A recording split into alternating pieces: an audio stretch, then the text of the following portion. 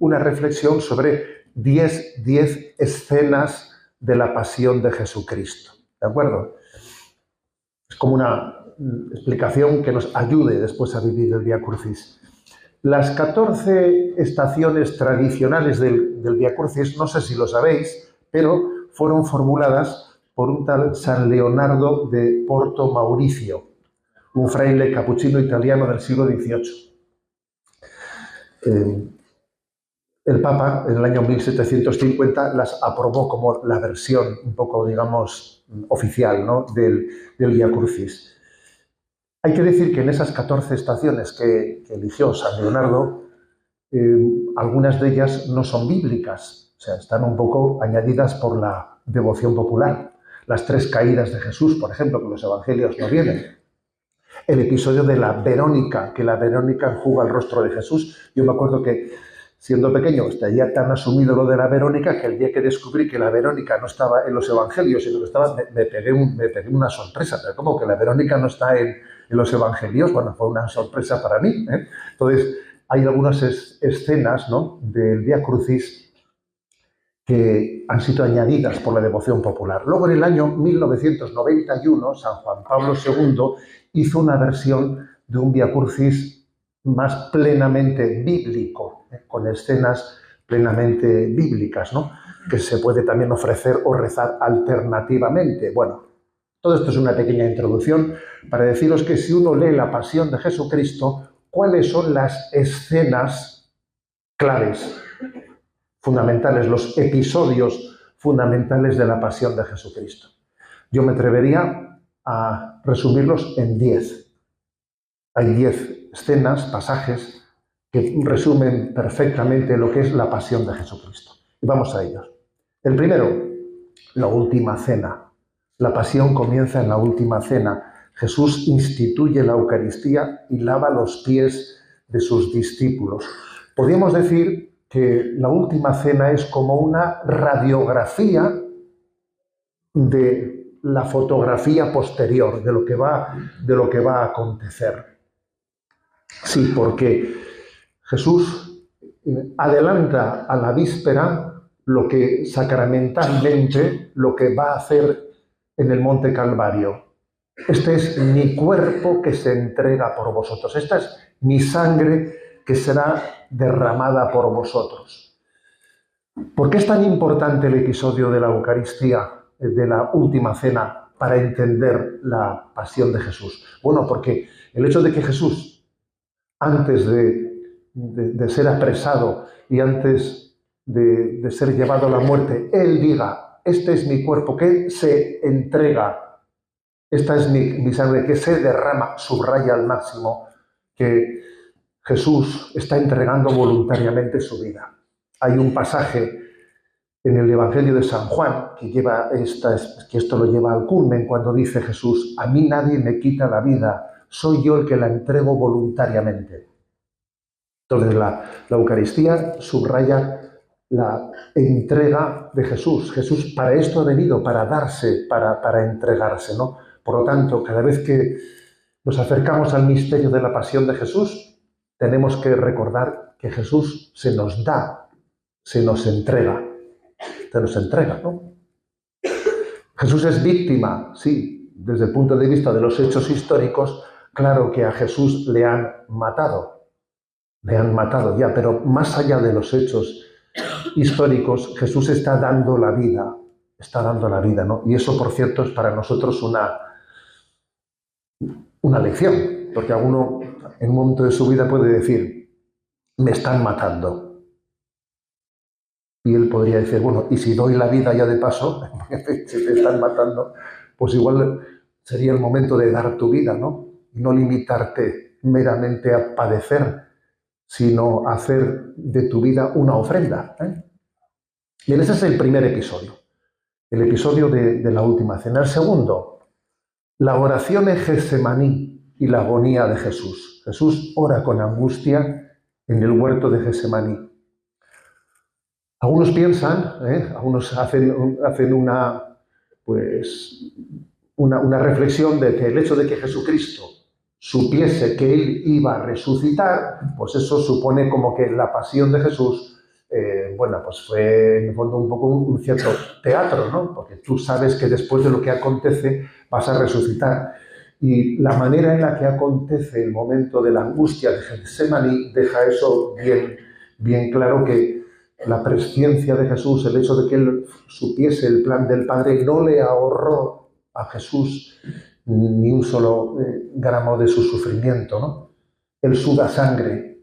La experiencia de la máxima angustia de llegar a sudar sangre nos deja patente lo que es el peso que Jesús sintió sobre sus hombros.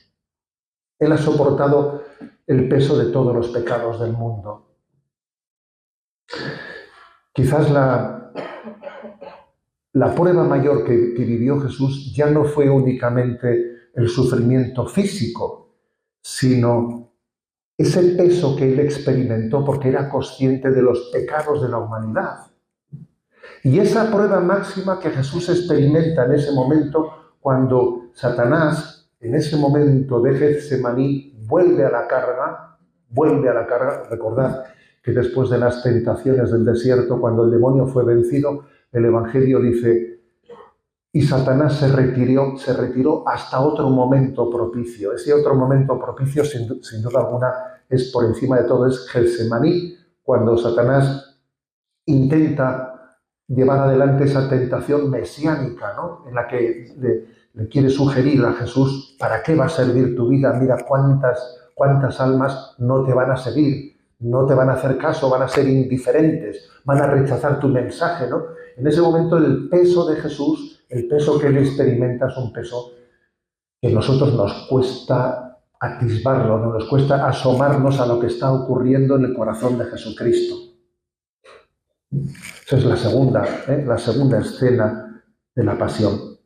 La tercera, el arresto de Jesús. Judas traiciona a Jesús con un beso y Jesús es capturado por los soldados, ¿no? Una frase que a mí siempre me ha cautivado. Es la frase de Jesús que dice, cuando van a detenerle, ¿no? El momento del prendimiento, Jesús dice, si me buscáis a mí, dejad marchar a estos. Es una frase que obviamente no tiene muchas dimensiones en las que puede ser entendida y recibida por nosotros. Si me buscáis a mí, dejad marchar a estos. Es decir, Jesús está teniendo una entrega vicaria, se entrega en vez nuestro, ¿no? Jesús es aquel que entrega su vida en vez mío. Si me buscáis a mí, dejad marchar a estos, ¿no? Y creo que en ese momento del arresto de Jesús, sobre todo tenemos que reflexionar en lo que supuso para Jesús la traición de Judas. La traición de Judas. ¿Qué es lo que más nos suele doler en esta vida? Lo que más nos suele doler en esta vida es el fuego amigo. Pues eso, que lo que se supone que son los tuyos te traicionen, ¿no? Como aquel que decía, cuerpo a tierra que vienen los míos.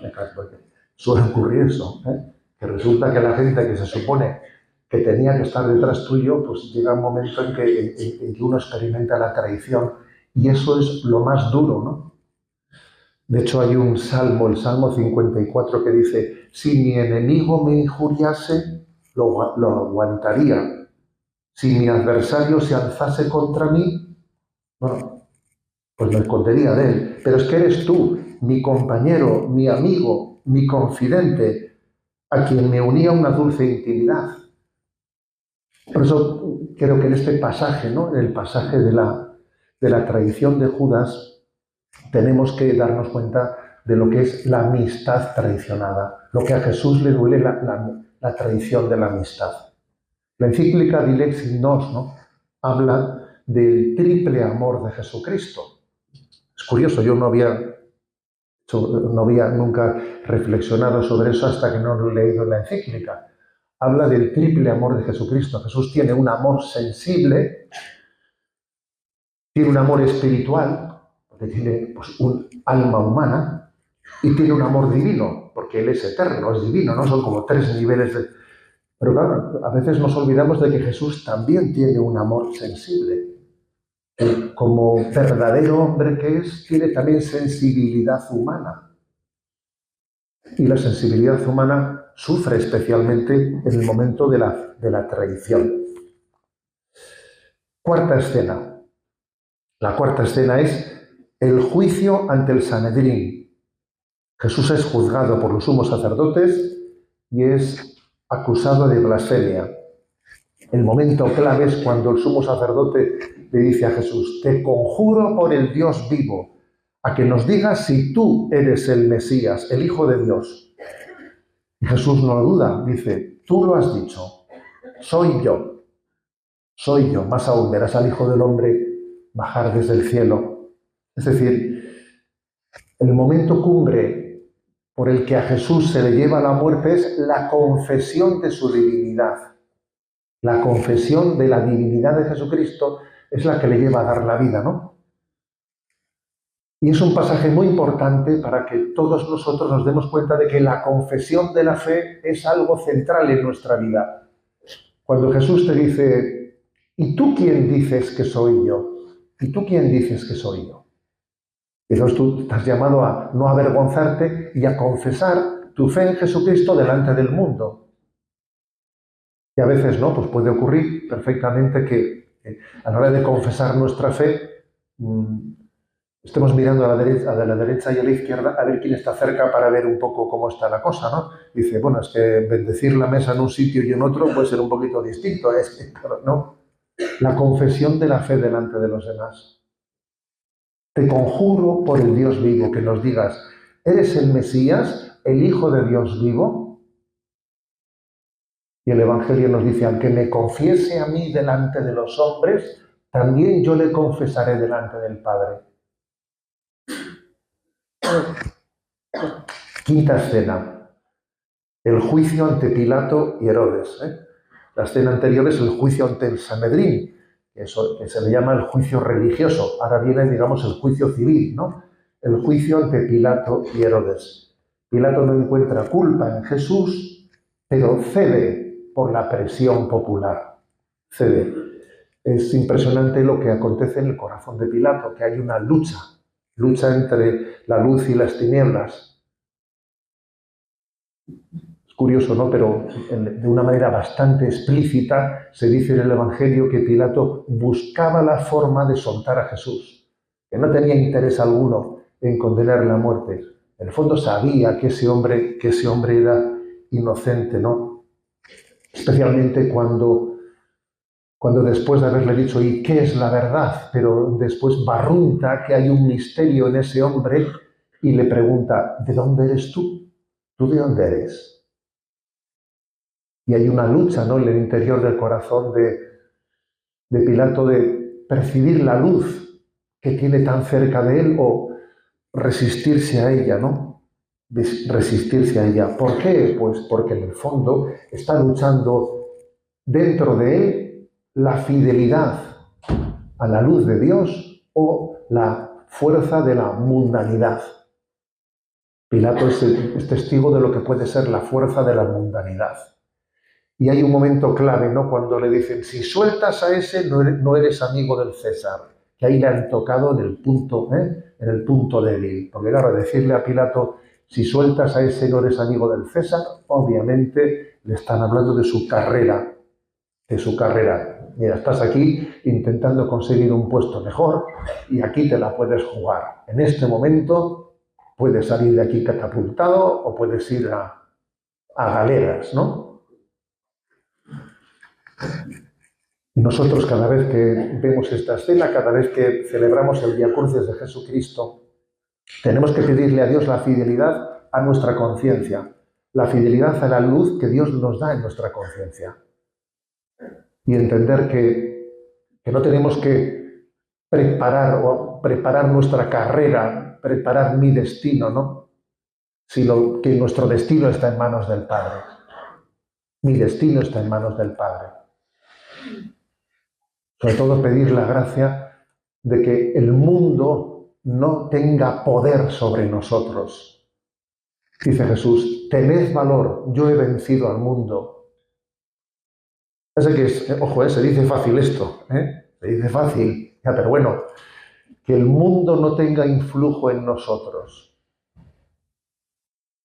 que podamos salir victoriosos en Cristo del influjo de la humanidad, que eso es una gracia, pero es una gracia que tenemos que pedir. Y es una gracia que para poder pedirla tenemos que tomar conciencia de tantos lazos, ¿no? Que lo que se ha representado aquí antes de comenzar, ¿no? Pues esta reflexión de cuántos lazos tiene, ¿no? La mundanidad sobre nosotros. Sexta escena, la flagelación y la coronación de espinas. Jesús es azotado y los soldados lo humillan, colocándole una corona de espinas, ¿no? Nos conmovió, ¿no? Nos conmovió a muchos, ¿no? Ver la flagelación de la película de Mel Gibson, pero quizás mucha gente se quedó meramente en la crueldad insoportable, y no llegó a percibir todo lo que se encierra detrás de aquella escena de María recogiendo en paños blancos, ¿no? Hasta la última gota de la sangre derramada por su hijo en el suelo, ¿no? No fuimos conscientes de que aquella crueldad estaba insertada en un plan divino en la que aquella sangre acabaría siendo la fuente de purificación del mundo. Sus heridas nos han curado. Y hay un inciso, ¿no? Que me parece importante hacer, ¿no? Con respecto a la flagelación. La mayor participación que solemos tener nosotros en la pasión de Jesucristo, generalmente, porque obviamente cada historia es distinta y particular, pero generalmente no suele ser la de los sufrimientos físicos. Máxime hoy en día pues que hay tantos calmantes y tantas cosas, ¿sabes? Generalmente la mayor participación que solemos tener en los sufrimientos de Cristo suele ser los sufrimientos morales. La humillación. La humillación suele ser, sin duda alguna, la mayor participación en nuestra vida del sufrimiento de Jesucristo. De hecho, cuando a Jesús se le corona de espinas, burlándose de él, diciendo, este es un rey, le pongo una corona de espinas, esa es una referencia al sufrimiento de la humillación.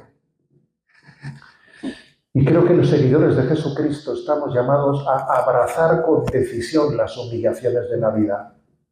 Abrazarnos con decisión, de entender que en cada humillación que acontece en nuestra vida, Dios está saliendo a nuestro encuentro, está purificando nuestra alma, nos da una oportunidad para que mi amor propio no sea el centro de mi vida.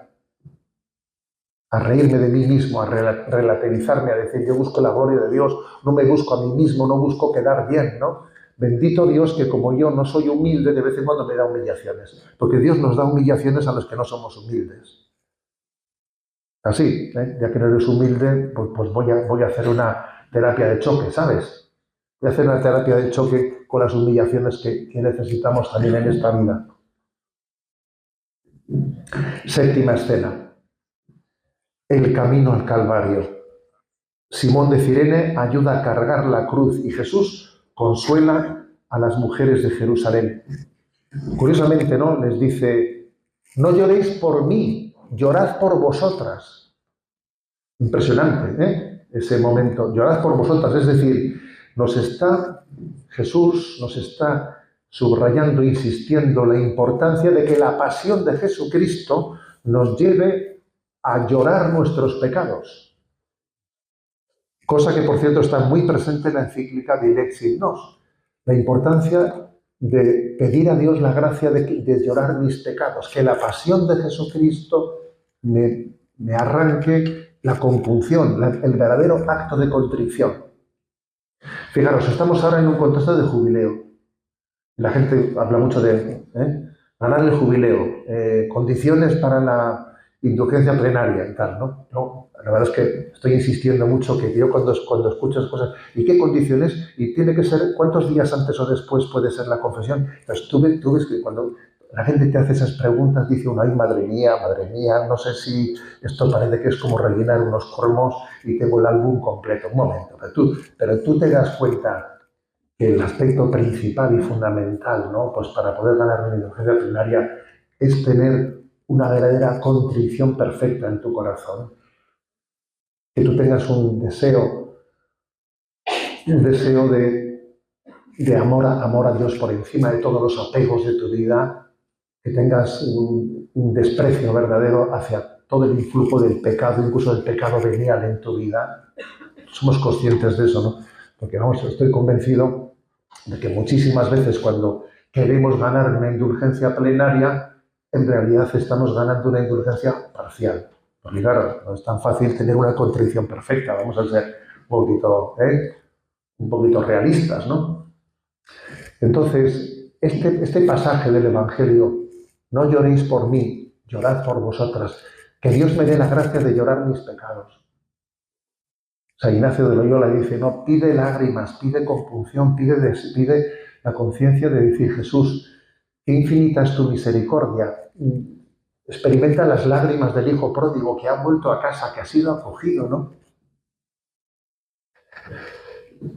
¿Cómo repararé todo el bien que he hecho? Además, cuando uno está agradecido, enseguida tiene deseo de reparar. Por eso, en esta séptima escena no únicamente están las palabras que Jesús le dirige a las mujeres de Jerusalén, ¿no? Sino el episodio de Simón de Cirene. ¿Cómo repararé? Ayudando a mi prójimo a llevar su cruz. Quitando de mis labios para siempre la expresión esa de a mí eso no me toca al otro, que lo lleve el otro. ¿Me explico? Yo creo que un cristiano tiene que quitar de sus labios la expresión de que a mí no me toca. Dios me da la gracia de reparar mis pecados, llorar mis pecados, pues ayudando a llevar la cruz de los demás. Y así Dios ha querido, ¿no? Dice la encíclica Dilexit Nos que la mejor forma de reparar es amando al prójimo, entregándote a él plenamente. Así reparas los pecados de tu vida. Octava escena, la crucifixión y muerte de Jesús. Jesús crucificado pronuncia sus últimas palabras y muere. Sería un buen momento, ¿no?, para hacer la meditación de las 7 palabras pronunciadas por Jesús. Obviamente, pues no podemos ahora hacerlo detenidamente, pero las 7 palabras de Jesús deben de ser objeto de profunda reflexión. Padre, perdónalos porque no saben lo que hacen. Hoy estarás conmigo en el paraíso. Mujer, ahí tienes a tu hijo. Juan, ahí tienes a tu madre. Dios mío, ¿por qué me has abandonado? Tengo sed. Todo está consumado. Padre, en tus manos encomiendo mi espíritu. Cada palabra pronunciada por Jesús es una perla preciosa de la que tenemos que sacar pues un don de gracia. Os voy a compartir, pues como uno en la vida siempre vas descubriendo cosas, ¿sabes? Según vas en tu vida pues llevando adelante el ejercicio de la predicación, a veces descubres cosas. Y os voy a compartir la perla preciosa que he descubierto yo pues estas semanas pasadas preparando algunas reflexiones, ¿no? He descubierto que esa expresión, Dios mío, ¿por qué me has abandonado?, ¿no? Siempre hemos sabido que esa expresión es el inicio del Salmo 22, ¿eh? Un salmo que comienza con esa expresión de desesperación, ¿no?, o aparente desesperación, pero que termina, Jesús rezó ese salmo en la cruz, lo rezó entero, obviamente, pero posiblemente su respiración no le permitía rezarlo en voz alta, ¿no?, sino que comenzó y interiormente fue rezándolo. Es un salmo que termina con un acto de confianza. Viva su corazón por siempre, porque todas las generaciones, ¿no?, descubrirán el plan y el designio de Dios. O sea, es un salmo que comienza, Dios mío, ¿por qué me has abandonado? Y después de esa lucha interior, termina haciendo ese acto de confianza. Viva su corazón por siempre, ¿no? Bueno, pues a mí lo que me ha llamado la atención es descubrir que ese salmo que Jesús fue rezando, en su versículo 10, dice, recordad que Jesús estaba en la cruz y tenía a su madre ahí cerca, la tenía delante de él. Dice el Salmo, el versículo 10, le dice Jesús al Padre, tú eres quien me sacó del vientre, me tenías confiado en los pechos de mi madre. Es decir, Jesús en la oración que hace con el Padre se está refiriendo aquí está mi madre, tú me sacaste de su vientre, me confiaste a sus pechos, a su cuidado, tú me has cuidado a través de María, la tengo delante mío, estoy crucificado, ella me ha cuidado. Y entonces Jesús le pide al Padre que le cuide igual que ha sido cuidado por manos de María en ese momento de la prueba. Va a ser un versículo impresionante, ¿no? Que en ese momento de la prueba Jesús tiene delante a su madre e invoca el cuidado de su madre. Lo digo porque una cosa de la que yo he sido testigo bastantes veces es que una persona cuando está en el momento final de su vida muchas veces dice, mamá. Personas bien adultas, que en el último momento de su vida se acuerdan de su madre y dicen, mamá. Cuando se sienten absolutamente desvalidos, ¿no? Desvalidos, en la persona que está agonizando, muchas veces la palabra última es, mamá, tú me cuidaste, tú me trajiste al mundo. Fijaros, lo que es Jesús orando al Padre y diciendo, tú eres quien me sacó del vientre de María, me tenías confiado en los pechos de mi madre, ¿no? Novena escena. El descendimiento y la sepultura. José de Arimatea pide el cuerpo de Jesús y lo sepulta en un sepulcro nuevo. Es importante que recordemos que hubo un día en la historia de la Iglesia en el que todos huyeron y solo María continuó esperando. Ese fue el sábado santo, ¿no? El sábado en el que todo el mundo salió corriendo. En el que solamente había alguien que esperaba. Jesús había preparado a sus discípulos, anunciándoles, el Hijo del Hombre será entregado, pero al tercer día resucitará. Pero es que ese anuncio que había hecho ante el escándalo del momento de la pasión se había olvidado rápidamente, estaban olvidados de eso y salen todos corriendo, ¿no? Hubo un día en la historia de la Iglesia en la que la esperanza tenía un nombre y era María. María era la esperanza, la que mantenía viva la esperanza. Entonces, tenemos que pedir muchos, señores, el don de la fidelidad. Lo que pasa es que la fidelidad nosotros solemos identificarla con ser un tío fuerte, ser un tío fuerte. La fidelidad, tenemos el riesgo de ligarla a un cierto voluntarismo. Aquí estoy yo, aunque caigan chuzos, ¿no? Vamos a ser fieles, un momento. No es cuestión de voluntarismo, es cuestión de esperanza. Yo espero en Dios y como espero en Él, ¿sabes? Como espero en Él, esa es la clave. No es cuestión de voluntad, la fidelidad no es cuestión de voluntarismo, es cuestión de confianza. Por ejemplo, el pasaje ese del Evangelio de aquella anciana que entregó las 2 moneditas, ¿os acordáis? Que entregó todo lo que tenía. Muchas veces nosotros solemos subrayar, ¡oh, qué generosidad! ¡Qué generosidad!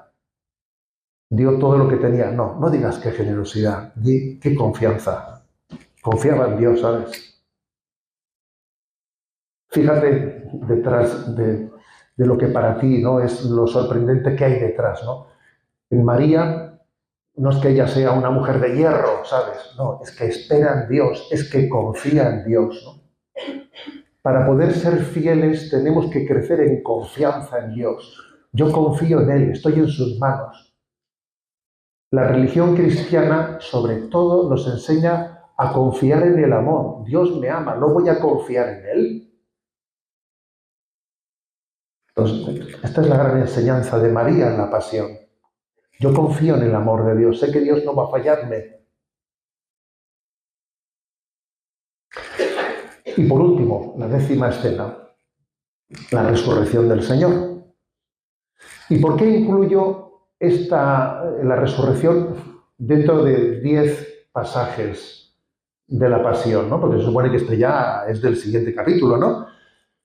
No, sí, incluimos también a la resurrección del Señor dentro de los 10, ¿no? Dentro de las 10 escenas de la pasión, entre otras cosas, porque especialmente en el Evangelio de San Juan, la resurrección de Cristo, la gloria de Jesucristo, se hace ya presente en su pasión. Ya en la forma en la que Cristo tiene de morir, se está manifestando la gloria de Dios. En plena pasión, la gloria de Dios se hace presente, porque Dios muere, porque Jesús muere perdonando, muere prometiendo la vida eterna, muere abandonándose en las manos del Padre. Y estas tres cosas, morir perdonando, morir prometiendo la vida eterna y morir haciendo un acto de abandono en el Padre, es ya el signo de que la resurrección está presente. Es una muerte gloriosa, es una muerte gloriosa. Esto también es una gran enseñanza, ¿sabéis? Porque es muy frecuente en nuestra vida que nosotros estemos esperando a ver cuándo pasa el chaparrón. Estamos bajo un chaparrón, ¿no? Y de a ver cuándo pasa el chaparrón para que salga el sol. Y Jesús nos ha enseñado a no estar esperando a que pase el chaparrón, sino a ver la gloria de Dios en medio de la prueba. A percibir que la gloria de Cristo también está aconteciendo en la forma de vivir la prueba. Esto, por ejemplo, pues, seguro que vosotros habéis sido testigos de muchas personas que están en una prueba fortísima. Igual, por ejemplo, pues con un grado de discapacidad impresionante, ¿no? Sujetos totalmente a que los demás tienen que hacérselo todo, están en una situación y, sin embargo, viven una paz y una alegría que nos dice, en este hay como un adelanto de la gloria, porque no está esperando, no está amargado esperando a que pase este momento, sino que ya ha recibido el anticipo de la gloria, porque vive con paz y alegría este momento. La resurrección se ha adelantado, se ha hecho presente en nuestra vida, en la manera y en la forma en la que vivimos la cruz. La cruz es gloriosa. La cruz es gloriosa, ¿no? Y los cristianos tenemos que familiarizarnos con esa gloria de la cruz de Jesucristo. Y no hacernos enemigos de la cruz, porque fijaros, estamos en una cultura en la que nos hacemos enemigos de la cruz. ¿Y qué es ser enemigo de la cruz? Bueno, pues resistirnos a cualquier cosa que no sea buscar el éxito, la satisfacción, el camino fácil, huir del camino estrecho. Eso es ser enemigo de la cruz, huir del camino estrecho. Nosotros estamos llamados a ver la gloria de Dios, a ver la gloria de la resurrección ya presente en esta vida. Ya Dios nos da las arras, ¿no? Nos da las arras. Y la resurrección es la respuesta del Padre a la ofrenda que Jesús ha hecho de su vida. ¿Qué es la resurrección? Jesús ha ofrecido su vida al Padre por la salvación del mundo. Y la resurrección es la respuesta que el Padre le da a Jesucristo. Es decir, yo te abrazo, yo acojo tu ofrenda por la redención del mundo, ¿no? Y cuando el Padre abraza a Jesús en su resurrección, nos abraza a todos nosotros. El abrazo del Padre a Jesús resucitado incluye en esos brazos anchos del Padre el abrazo a todos y a cada uno de nosotros. Por eso, os invito a que estas 10 escenas, ¿no? Que son como una especie de, digamos, de pasajes claves de esa pasión de Jesucristo, nos ayuden a entender, a profundizar en ese misterio de Jesucristo. Os animo, nos ponemos de pie y rezamos un Padre Nuestro. Concédenos, Señor, la gracia de vivir intensamente el ejercicio del Santo Vía Crucis que nos disponemos a hacer. Padre nuestro que estás en el cielo, santificado sea tu nombre. Venga a nosotros tu reino. Hágase tu voluntad en la tierra como en el cielo. Danos hoy nuestro pan de cada día. Perdona nuestras ofensas, como también nosotros perdonamos a los que nos ofenden. No nos dejes caer en la tentación y líbranos del mal. Amén. Sagrado corazón de Jesús, dulce corazón de María, sé la salvación.